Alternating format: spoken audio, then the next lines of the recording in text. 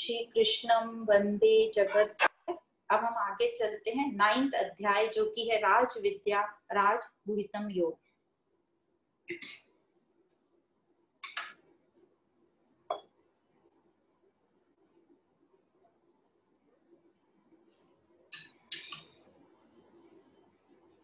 Ninth अध्याय राज विद्या राज गुहितम योग। तो 7वें अध्याय में भगवान ने ज्ञान विज्ञान योग बताना शुरू करा था कि मैं विज्ञान सहित ज्ञान को बताता हूँ। और फिर 7वें अध्याय के जब एंड में भगवान ने कहा कि तू जो ब्रह्म को जान लेते हैं, जो कर्म और अध्यात्म को जान लेते हैं, वो अच्छे से मुझे प्राप्त होते हैं। और फिर ये भी कहा आदिभूत आदि यज्ञ और आदि देव जो समझ जाता है वो समझ जाता है कि सब कुछ ब्रह्म ही है।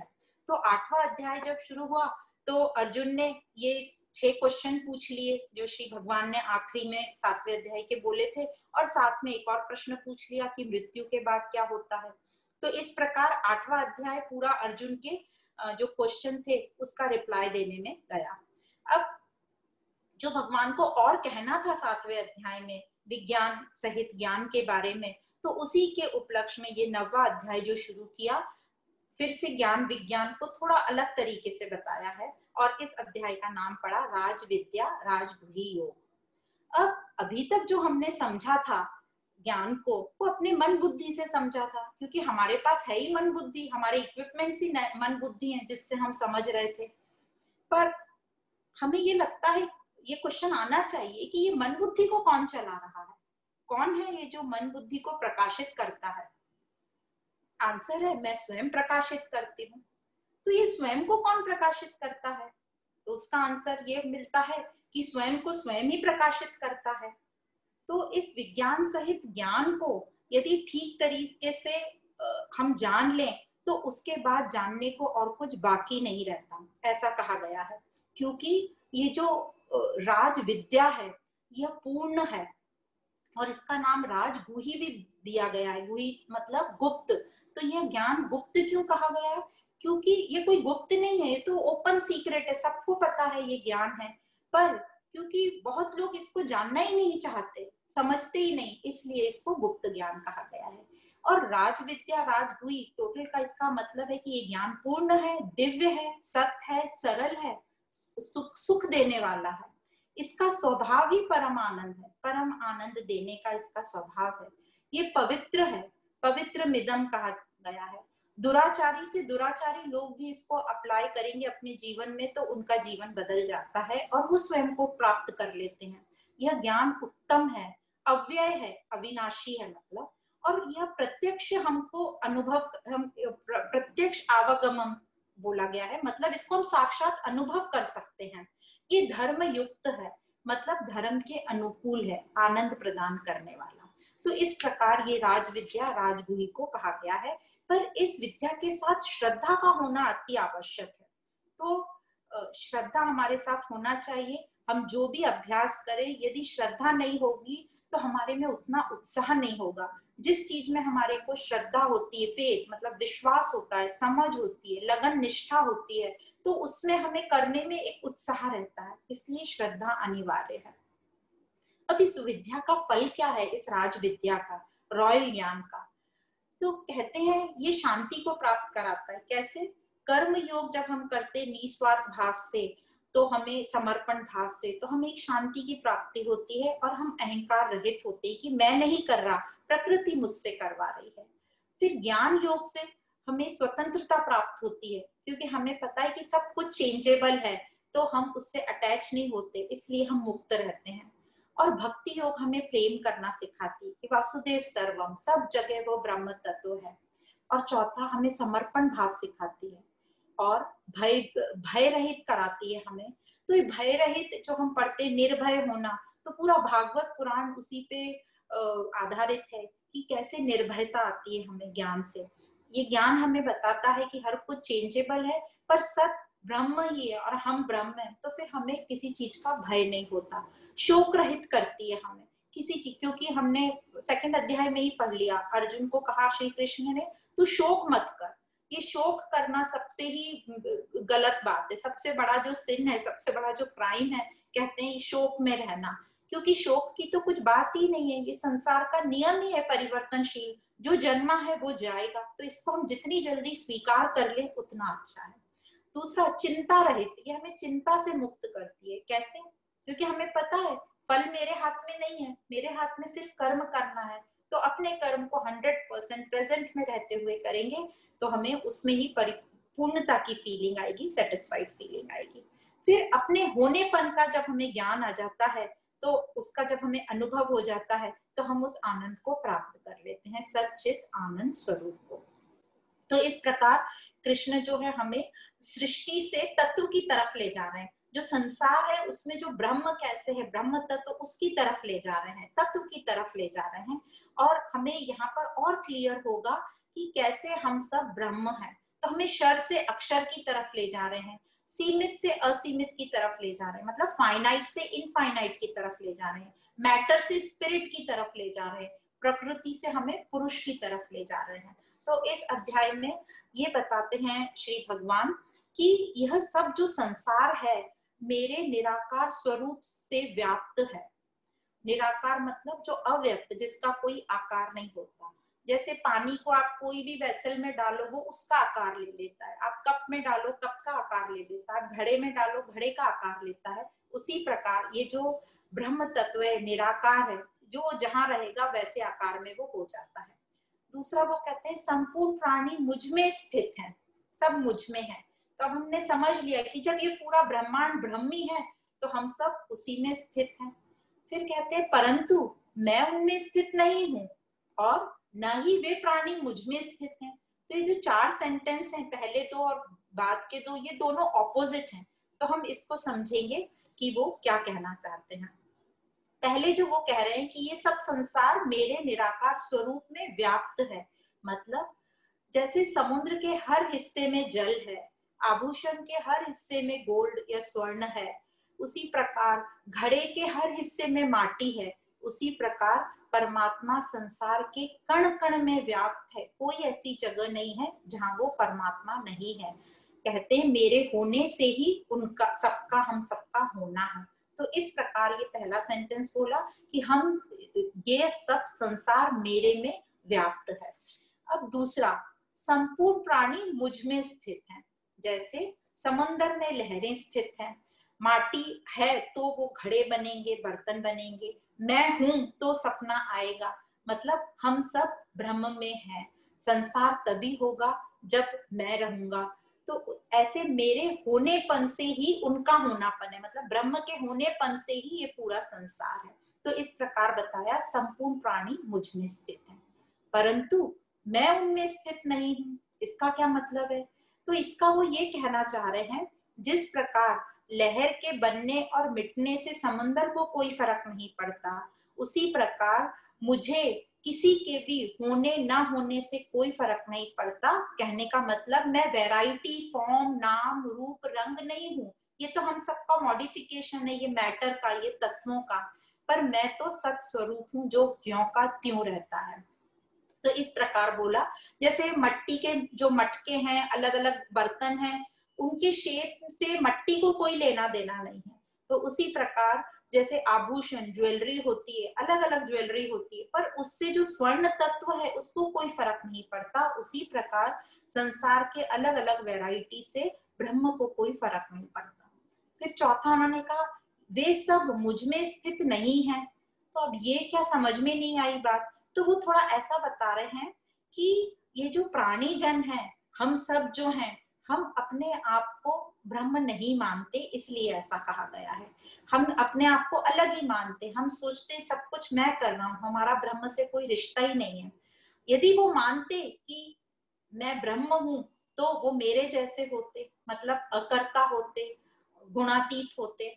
वे अपने को अलग मानते हैं क्योंकि वो सब भ्रम, ये अपने इसमें है, माया से मोहित हैं, इसलिए वे दुखी होते रहते हैं। जैसे लहर अपने आप को समंदर से अलग मान लेती है तो उछलती कूदती है, तो उसको ईगो होता है, वो इतराती है कि अरे मैं, मेरे से समुंदर की शोभा है। और फिर वो जो अपने आप को उसको इतना अहंकार आता है तो वो ईर्ष्या में रहेगी कि क्योंकि उसको दूसरी लहर से ज्यादा ऊपर उछलना है और इस पूरी चिंता और उलझन में रहेगी।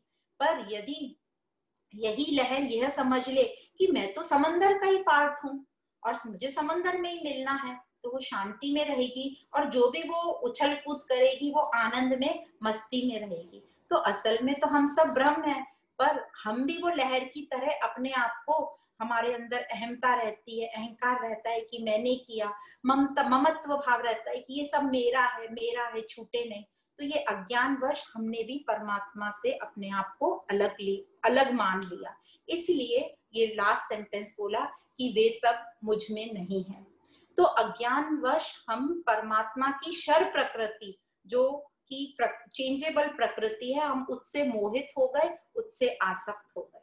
तो अब ये हम मोहित हो गए, आसक्त हो गए, तो अब इसके लिए ट्रीटमेंट क्या करेंगे हम इससे, क्योंकि हम अज्ञानवश आसक्त हो गए। तो ज्ञान से ही उसका हम निवारण कर सकते हैं। अज्ञान को हम ज्ञान से ही नष्ट कर सकते हैं और ज्ञान से ही, अज्ञान जब नष्ट होगा तो ये माया, ये मोह, माया तो नष्ट नहीं होगी, मोह हमारा नष्ट हो जाएगा। तो इस प्रकार मोह जब मिट जाएगा तो परमात्मा में ही संसार और संसार में ही परमात्मा, मतलब हर जगह परमात्मा ही परमात्मा, वासुदेव सर्वम। तो यहाँ पर यह जो 4 श्लोक हमें बताए हैं, वासुदेव सर्वम बताए। कैसे बताया परमात्मा ने कि मैं सब में हूँ, सब मुझ में है, पर मैं उनमें नहीं हूँ, वे मुझ में नहीं है। तो जो लास्ट वाला था वे मुझ में नहीं है, वो हमें बता रहे हैं, हमारा अहंकार याद दिला रहे हैं। पर जैसे ही हमारा अहंकार, ईगो, आसक्ति ड्रॉप हो गई ज्ञान से, तो वो हमारा मोह खत्म हो गया और हम और परमात्मा एक हो गए। परमात्मा में संसार, संसार में परमात्मा, सब कुछ परमात्मा ही परमात्मा। अहम ब्रह्म अस्मि वासुदेव सर्वम। अब आगे कहते हैं कि जैसे वायु मतलब हवा सब जगह घूमती है, हर जगह जैसे वायु आकाश में घूमती है, उसी प्रकार संपूर्ण प्राणी मुझ में बसते हैं। पर जिस प्रकार आकाश निर्लिप्त रहता है, उसी प्रकार मैं भी निर्लिप्त रहता हूँ। तो आकाश तत्व का जो एक कैरेक्टर बताते हैं, निर्लिप्त रहना और शुद्ध रहना, तो उसी प्रकार आत्म तत्व जो है, हमारे में कुछ भी हो, आत्म तत्व निर्लिप्त और शुद्ध रहता है। अब हम सब परमात्मा में रहते हुए भी, ब्रह्म में रहते हुए भी, हम सब में उत्पत्ति, स्थिति और प्रलय कंटिन्यूस होता रहता है। तो एक तो होता है डेली का उत्पत्ति, स्थिति, प्रलय, और एक होता है पूरी समष्टि, हमारी पूरी लाइफ और उसके बाद लाइफ, जो हमारी पूरी टोटल हमारा जो स्पैन है, उसमें उस उत्पत्ति, स्थिति, प्रलय। ये ब्रह्म का स्वाभाविक नेचर है। जैसे समुद्र में लहर उठती है तो वो समुद्र का स्वाभाविक नेचर है, ऑटोमेटिक उठती है। उसी प्रकार यह जो ब्रह्म में प्रॉपर्टी है, उत्पत्ति, स्थिति और प्रलय, ये उसका स्वाभाविक नेचर है और वह होता है। और यह जो उत्पत्ति, स्थिति, प्रलय है, यह भी ब्रह्म जो परमात्मा बोल रहे हैं, यह भी मुझसे है, उसका भी मूल कारण मैं हूं। अब सब परमात्मा है तो मुझे क्यों नहीं समझ में आता? मुझे इसलिए नहीं समझ में आता, एक अच्छे एग्जाम्पल से बताया है। जैसे रस्सी को हमें रस्सी में सांप ही दिखता है, हमें रस्सी में हाथी, घोड़ा कुछ नहीं दिखता, सांप ही दिखता है। क्योंकि पहला तो एक तो हमें रस्सी का तो ज्ञान है, पर ठीक तरीके से ज्ञान नहीं है, और रस्सी में सर्प जैसा ही आकार है, इसलिए रस्सी में सर्प दिखने की ही क्षमता है। उसी प्रकार जो ब्रह्म है, उसमें भी ये माया की क्षमता है, पर हमें मूल ज्ञान ठीक से नहीं पता, हम उसमें पक्के नहीं हैं, तो हम ब्रह्म को समझ नहीं पाते, अनुभव नहीं कर पाते, और अज्ञानवश हम नाम, रूप, रंग, वैरायटी में फंस जाते हैं। तो ज्ञान से ही हम इस अज्ञान को खत्म कर पाएंगे, मोह का हमारा नष्ट होगा। कैसे हम वैरायटी में आ जाते हैं कि ऐसा ही रंग होना चाहिए, ऐसा ही रूप होना चाहिए, और उसके लिए हम पागल हो जाते हैं। तो हम फिर वो बाहर संसार में ही हमारा सब कुछ चलता रहता है और उसी में हम दुखी सुखी होते रहते हैं। तो जितना अपने को अंदर से कनेक्ट करो और स्वीकार भाव में रहेंगे, उतना जल्दी हम शांत होंगे।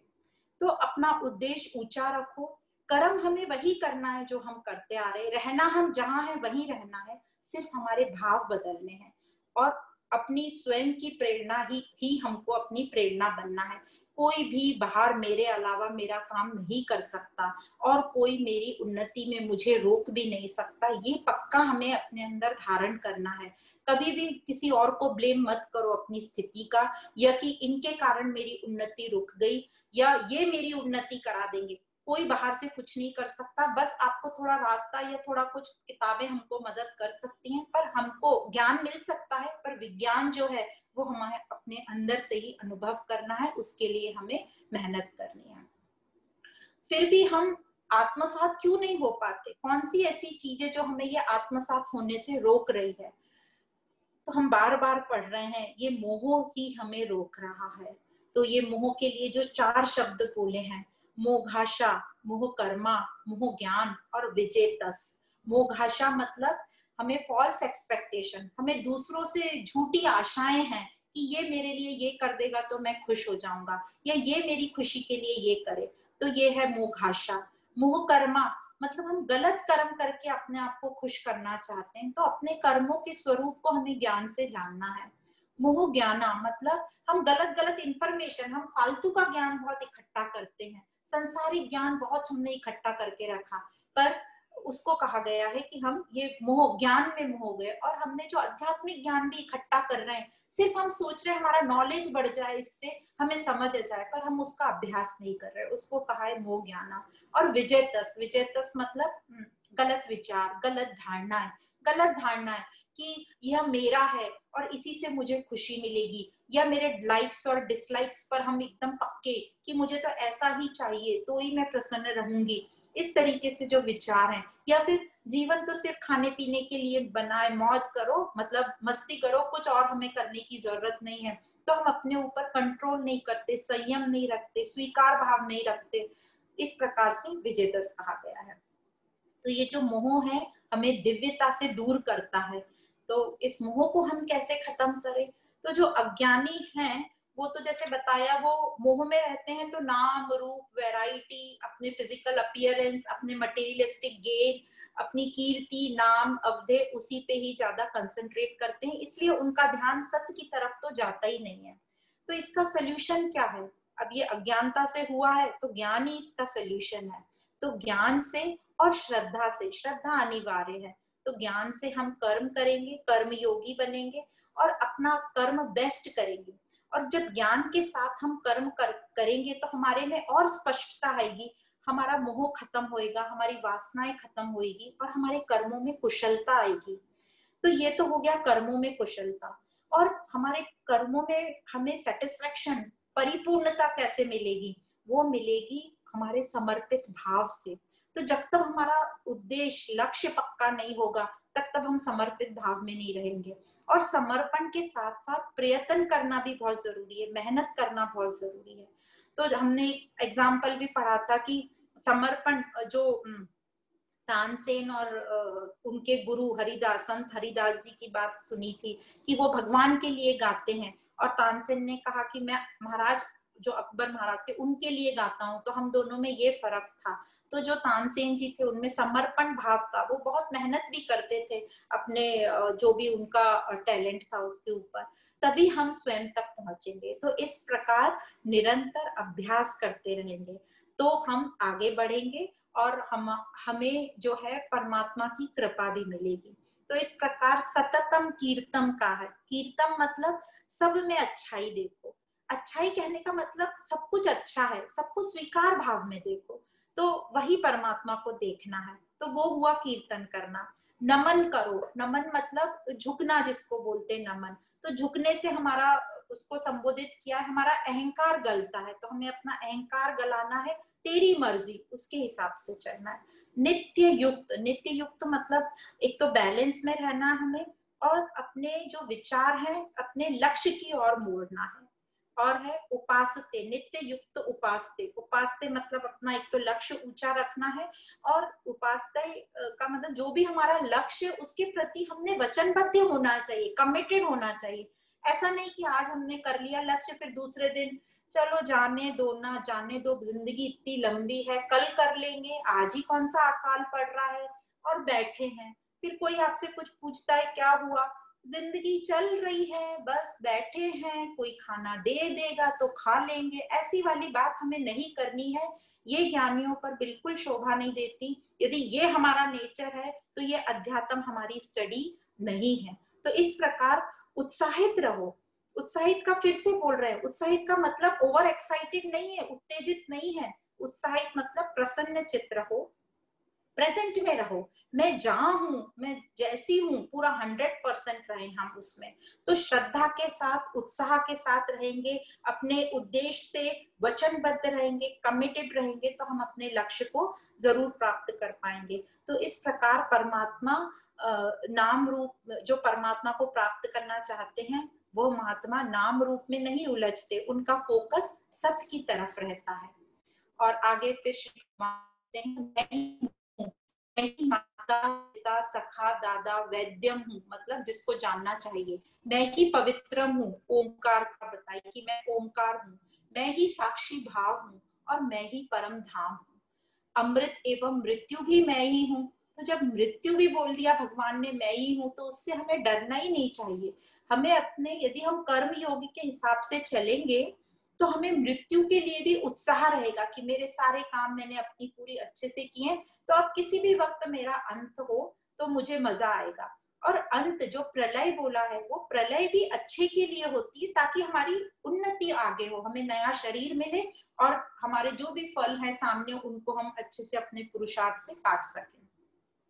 परिवर्तन भी मैं ही हूँ, इसलिए हमने परिवर्तन को एक्सेप्ट करना चाहिए। जो भी जो है मेरे कंट्रोल में जो नहीं है उससे मुझे स्वीकार भाव से एक्सेप्ट करना है, स्वीकार करना है। सत असत भी मैं ही हूँ। तो जैसे बता दिया ना, परमात्मा की दो प्रकृति है, परा प्रकृति और अपरा। तो दोनों सत और असत मैं ही हूँ। तो जब हम कर्म अपने निस्वार्थ भाव से करेंगे तो रिजल्ट हमें शांति मिलेगी, सुख मिलेगा। इसी शांति और सुख को लोग बोलते हैं पुण्य कमाए होंगे किसी ने, जिसको होता है वैसा। तो ये पुण्य जब हम कमा लेते हैं तो हमें हमारा जो भी जीवन होता है सुख, ऐसा लगता है सब फैसिलिटीज हैं, बहुत कंफर्ट है। और जब ये पुण्य का फल खत्म हो जाता है तो फिर हम दुख में आ जाते हैं। तो ये साइकिल चलता रहता है। तो यदि आप पुण्य वाले साइकिल को बनाना चाहते हो और आगे जाना चाहते हो केवल्य मुक्ति पर, तो हमें कर्म योग ज्ञान से अपने अज्ञान को नष्ट करके कर्म योग का साथ लेते हुए आगे बढ़ना है, भक्ति के साथ, प्रयत्न के साथ, श्रद्धा के साथ। तो जहां हम इन्वेस्ट करेंगे रिटर्न हमें वहीं से मिलेगा। हम अच्छे कर्म करेंगे, उच्च लक्ष्य रखेंगे, तो हमारा रिजल्ट भी वही रहेगा। फिर आगे श्री भगवान बोलते हैं, इस अध्याय का 22वां श्लोक है, जो कहते हैं पूरी भगवत गीता का सेंटर पॉइंट है। कहते हैं, पर जो मेरा चिंतन करेगा मैं उसका भार उठाऊंगा, योगक्षेम मैं करूंगा। तो इसको संस्कृत में जो बोलते हैं, अनन्यास चिंतयन्तो माम ये जना पर्युपासते तेषाम नित्य धियुक्ता नाम योगक्षेमम वहाम्यहम्। मतलब जो मेरा चिंतन करेगा उसका सब भार मैं उठाऊंगा। जो उसको प्राप्त नहीं है, अप्राप्त है, उसकी प्राप्ति कराऊंगा, और उसके पास जो है उसकी रक्षा कराऊंगा, प्राप्त जो है उसकी रक्षा कराऊंगा। तो इस प्रकार उसकी आध्यात्मिक उन्नति होगी, वो एकाग्र चित्त होगा, साथ में लौकिक उन्नति भी होगी। कई लोगों को लगता है आध्यात्मिक होगी तो लौकिक नहीं होगी, पर दोनों उन्नति होगी यदि हम बैलेंस में रहें तो इस प्रकार आगे कहते हैं कि मुझे प्राप्त करना कठिन लगता है, पर इतना सरल है। जिस प्रकार जब हम भक्ति करते हैं तो जो भक्त होते हैं वो प्रयत्न भी करते हैं, तो वे मुझ में हैं और मैं उनमें हूँ। तो ब्रह्म सत्य है और ब्रह्म ही सबका मूल है। तो इस प्रकार भक्ति और प्रयत्न का फिर से उन्होंने आंसर दिया। और फिर यह कहते हैं कि कई लोगों को लगता है कि हमारे में बहुत दोष हैं, तो हम इस ज्ञान को कैसे प्राप्त करें। तो फिर से कहते हैं, दुराचारी से दुराचारी इस ज्ञान पर चलकर अपने आप को बदल सकता है। और एग्जाम्पल है वाल्मीकि जी का, अजामिल का, अंगुलीमाल का, और भी बहुत सारे हैं। तो कैसे सरल है ये ज्ञान। बोलते हैं कि जैसे पूजा में हम जैसे पत्र फूल चढ़ाते हैं, तो पत्रम पुष्पम फलम तोयम, हम 4 चीज करते हैं। तो जब हम पूजा करते हैं तो फूल पत्ते जो चढ़ाते, पत्रम चढ़ाने को बोला है कर्मयोग, और पुष्प जब हम चढ़ाते हैं, पुष्प चढ़ाने का मतलब है अपनी वासनाएं कम करने का। फलम का मतलब है जब भी जो मुझे अपने कर्म से फल मिले मैं उसको समर्पित करूं। जितना हम कम कर्म से और फल से आसक्ति रहित होंगे और फल उसको समर्पित करेंगे, उतनी और वासनाएं जो रही सही है वो खत्म हो जाएगी। और तोयम मतलब पानी, जल। तो जल के जैसे हम प्योर हो जाएंगे, पारदर्शक हो जाएंगे, हम ध्यान योग में आ जाएंगे। तो इस प्रकार जो हम रोजमर्रा के जीवन में अपनी जो पूजा करते हैं, तो ये इसका मीनिंग है पत्रम पुष्पम फलम तोयम। तो अब हमें मेन प्रयत्न कहाँ करना है? तो मेन प्रयत्न हमें करना है अपनी आसक्ति पर, अटैचमेंट पर। तो अटैचमेंट है तो हमें डिटैच होना है, पर हमारे मन का क्या एक नेचर है, कहीं तो उसे अटैच होना ही पड़ता है। कहीं से डिटैच किया तो कहीं अटैच होना होगा। जैसे हम सीढ़ी पर चढ़ते हैं, दूसरी सीढ़ी पर पैर रखते हैं, पक्का होता है तब पहली सीढ़ी छोड़कर दूसरा पैर आगे लगते हैं। तो यहीं पर संन्यास योग का महत्व बताते हैं। संन्यास मतलब छोड़ना और योग मतलब जोड़ना। तो छोड़ना क्या है? हमें अपनी आसक्ति छोड़ना है। और जोड़ना क्या है? अब अपना मन से आसक्ति छोड़ दी, तो अब ये मन को कहाँ जोड़ना है? मन को उससे जोड़ना है, मतलब मन को अपने आप से जोड़ना है, ब्रह्म से जोड़ना है। तो इसी उपलक्ष्य में जो आखिरी श्लोक श्री भगवान कहते हैं, मन मना भव मद भक्तो मध्याजी माम नमस्कुरु मामे वैश्यसि युक्तेवम आत्मा नाम मत परायणम।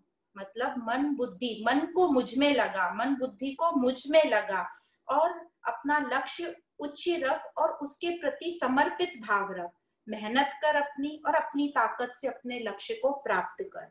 और अपना जो अहंकार है, अपने अहंकार को हमें खत्म करना है, गलाना है। और जब हमें कामयाबी मिले तो उस शक्ति को हमें नहीं भूलना है।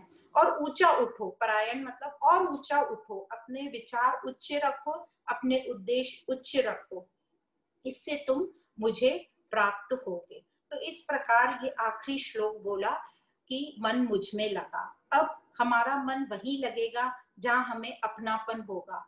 तो सबसे पहले तो अपने को आत्मस्वरूप मानो, अपने मित्र बनो, अपने प्रति प्रेम रखो, अपने सखा बनो। और ये समर्पण भाव जब होगा, तो समर्पण भाव करने से हमारे में अपनापन आएगा। तो समर्पण भाव रखो, उससे प्रेम जागृत होगा। और प्रेम की शक्ति हमसे कुछ भी करा सकती है। बोलते हैं ना, जिसके प्रति हमें प्रेम होता है उसके लिए हम मरने को भी तैयार हो जाते हैं। तो ये प्रेम की शक्ति अपने अंदर जगाओ। तो इस प्रकार ये राज विद्या, राजगुही योग हमें कीमती से कीमती हमारी धरोहर जो हम स्वयं हैं, हमारा तत्व है, उसको जानने, उससे उससे हमें जलवा देता है। तो एक सुंदर सी स्टोरी के साथ हम यहाँ समाप्त करेंगे। एक बार एक व्यापारी था, ज्ञानी था, अच्छा, उसने बहुत सुंदर अपना एक घर बनवाया, बहुत बड़ा घर बनवाया, बहुत साल लगे उस घर को बनाने में। बहुत सुंदर उसका गृह प्रवेश हुआ, जो बोलते हैं हाउस वार्मिंग हुई, बहुत लोगों को बुलाया, घर बहुत सुंदर बन गया। अब वो एक दिन वो अपनी दुकान पर था व्यापार में, तो उसको टेलीफोन आता है कि उसके उस नए घर में आग लग गई। तो जैसे ही उसको ये इंफॉर्मेशन मिली कि उसके घर में आग लग गई, तो उसने फटाफट अपनी बाजू की शॉप में गया, जो मिठाइयों की दुकान थी, उसने बहुत सारे डब्बे भर के मिठाई खरीदी और वो अपने नए घर पे गया। और जितने भी जाके देखा तो भीड़ लगी थी, मकान जल रहा था, तो वो सबको मिठाई बांटने लगा। तो उसके जो दोस्त लोग थे, जानने वाले, बोलने लगे तुम्हारा दिमाग तो सही है, तुम्हारा घर है जो जल रहा है। तो उसने बोला हाँ हाँ मैं बिल्कुल होश में हूँ। तो बोले तुम मिठाई क्यों बांट रहे हो? तो बोले मैं इसलिए बांट रहा हूँ कि यदि यही आग 2 दिन बाद लगी होती तो मेरा पूरा परिवार वहां शिफ्ट हो गया होता, आज लगी तो हम सब बच गए। कहने का मतलब वो कितना प्रेजेंट में है, सकारात्मक उसकी सोच है, स्वीकार भाव है, कोई शिकायत नहीं है कि मैंने इतनी धनराशि अपने जीवन की पूरी जमा पूंजी इस घर में लगा दी, इसकी चिंता नहीं है। वो प्रेजेंट में है कि हम सब बच गए, ये तो अच्छा हुआ। वो फ्यूचर की चिंता भी नहीं कर रहा है। तो इस प्रकार हमें भी स्वीकार भाव में जो भी कंडीशन हमारे सामने परिस्थिति आए उसको हम स्वीकारें। मैं यहाँ हूँ, मैं यहाँ हूँ, मैं जहां भी हूँ, जैसी भी हूँ, मुझे 100% रहना है। और जहां हम 100% रहते हैं प्रेजेंट में, पास्ट में हम हो नहीं सकते, फ्यूचर में हम हो नहीं सकते, अभी ही हम 100% होंगे। और हम बोलते भी है बार बार कि वर्तमान का हर एक क्षण आनंद से परिपूर्ण है। तो वर्तमान में रहो और आनंद में रहो, और इसी को कहते हैं परमात्मा को प्रकट करना। जब आनंद में रहते हैं तो हमसे परमात्मा प्रकट होता है, यही हमारा उद्देश्य है। तो इसके साथ ही 9वां अध्याय यहाँ पे समाप्त होता है। 9वें अध्याय में कुल 34 श्लोक थे। 1 से 10 श्लोक तक राज विद्या का परिचय दिया गया, और परमात्मा में संसार है और स्वयं में संसार है ये बताया गया। फिर 11 से 19 श्लोक तक अज्ञानी जो मायाग्रस्त है वह स्वयं को नहीं जानता वह बताया गया, और जो ज्ञानी है वह स्वयं को कैसे प्राप्त करने की पूरी कोशिश करता है वह बताया गया। 28 से 28 श्लोक तक जो जिसकी इच्छा करता है उसको वैसा फल मिलता है वह बताया गया। मतलब जो लोग संसार में व्यस्त हैं तो वो संसारिक इच्छा करते हैं तो उनको वह मिलता है। और 29 से 34 श्लोक तक यह बताया गया कि अभ्यास से, प्रयत्न करने से और श्रद्धा से दुराचारी भी स्वयं को प्राप्त कर लेता है। और आखिरी में श्री कृष्ण यही कहते हैं, मन मना भव मद भक्ता, मन को मुझ में लगा और अपने उच्च लक्ष्य के प्रति अग्रसर रहो, अभ्यास करते रहो। तो इस प्रकार यहाँ 9वां अध्याय राज विद्या योग यहाँ समाप्त होता है। आप सभी को बहुत बहुत धन्यवाद। तो ये हमारे जो आगे की जो 7वें से 12वें अध्याय तक हमें परमात्मा का परिचय दिया गया है। परमात्मा कौन है, परमात्मा कहाँ रहता है, परमात्मा का रोल क्या है, मैं परमात्मा को कैसे जान सकती हूँ, और परमात्मा और इस संसार के बीच में रिश्ता क्या है वह बताया गया। तो आगे 10वें, 11वें और 12वें मतलब हमारी नेक्स्ट क्लास में हम यही टॉपिक रहेगा कि परमात्मा और कहाँ है, उसकी क्या क्या मतलब क्या क्या वो हमें सपोर्ट करता है और हम उसे कैसे पा सकते हैं।